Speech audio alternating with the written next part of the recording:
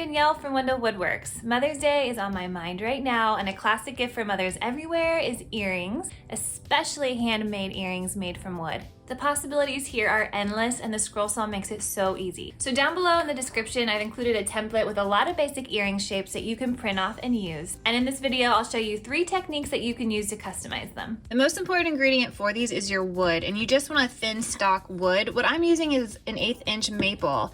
And I chose maple because it's a light colored hardwood that I can leave as is, or I can stain darker. You can find thin stock in your local lumber stores, but I found a great storefront on Amazon that I'll share below. And because the wood is thin, the beautiful thing is that you can cut multiple earrings at the same time. So I'm gonna do a stack cut with 6 pieces, and this will allow me to cut 3 pair at the same time. Before I take it to the scroll saw to do the outside cut, I'm gonna go ahead and drill the hole where the hardware will go once finished. And I'm gonna do that with my 1/16 drill bit. And I've also clamped this down just to help me go down perfectly straight here.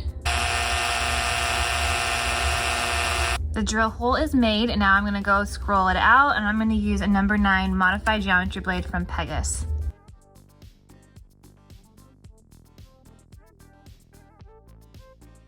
And just like that, we've cut out 3 pair of just your basic teardrop earrings.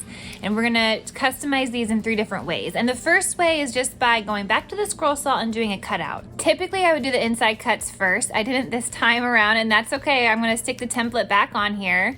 I'm going to do my pilot hole, and then we're gonna cut out this heart using a smaller blade this time, since we're only going to be going through 2 sheets versus the 6 sheets. So I'll probably stick in a number 3, and we'll cut out this little heart. To make this cut easier to maneuver, I went ahead and stick the earrings back in the original wood template that I cut it from.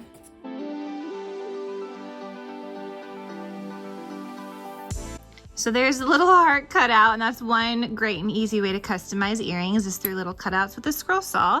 I'm going to stand these up using a really high grit, probably a 400, get the edges nice and maybe a little rounded over. I might stain it, and then I'm gonna finish it with a spray polyurethane.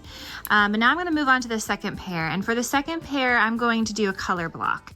This is a pretty simple technique outside of there's one trick to keep your paint from bleeding. You want your color lines to be really nice and clean. So I'm gonna show you how to do that. But the very first step is to sand them down so they're already looking good. And I'm gonna stain these, and I'm going to seal it with a spray polyurethane before we move on to the painting with acrylic. Okay, so these are stained and the seal is all dry, and now I'm gonna put the tape where I want my color blocking to be. I think this time around I'm just gonna try to put some black on the bottoms. So I'm gonna go ahead and just create a little line down here. Flip it over, make sure that that line kind of matches up. Can make the masking tape kind of kiss back here. And then I wanna do the same thing on this one, making sure it's even. All right, and before I put the black acrylic paint on, I'm going to seal over the paint. And this is what keeps the paint from bleeding. So if you use like a liquid polyurethane or polyacrylic, you can even do that with your finger, which is what I'm gonna do right now. Just rub that right on the paint line. We'll let that dry for a minute, and then we'll go over it with the black paint.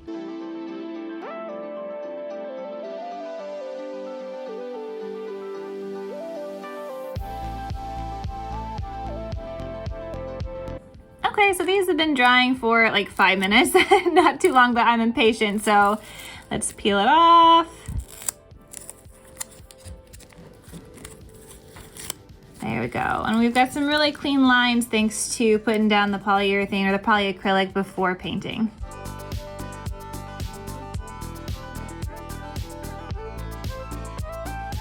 All right, once these are all dry, I'm gonna give them another top layer of the matte clear coat, and then they will be all ready for the hardware. And a third way you can customize these earrings is through wood burning, which you could of course do by hand, but as you might know from some of my last videos, I really love using stencils and my wood scorch pen.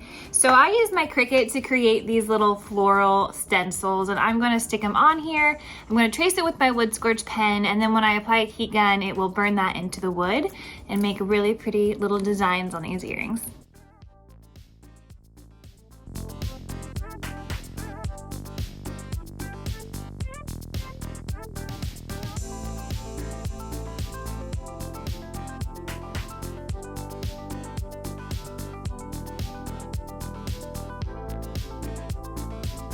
Now it's time for the hardware. So I bought this little jewelry kit on Amazon for the hardware, and I was just applying it and I realized that the little tiny rings that it comes with are actually too small to wrap around the tops of these. And I could kind of take that top off or sand it off. I didn't want to do that. So I found some rings that I already had downstairs in my craft room that were just a little bit bigger. Something to keep in mind that I might try a different kind next time, even though I like that this kit had the variety of colors to choose from. Or you could just get a little bit of bigger rings separately. So I just put one ring in. I have these little bitty jewelry pliers as well from a long time ago, and that worked well. If you have a little pair of pliers, that would work great, just so you can kind of open and close the rings. And as you can see, I put one on the top, then one on top of it to attach the earring backer like this, and they are ready to be worn.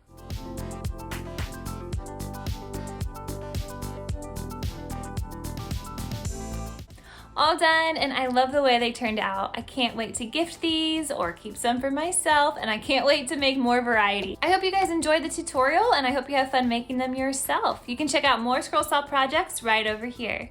Thanks for watching, and happy scrolling.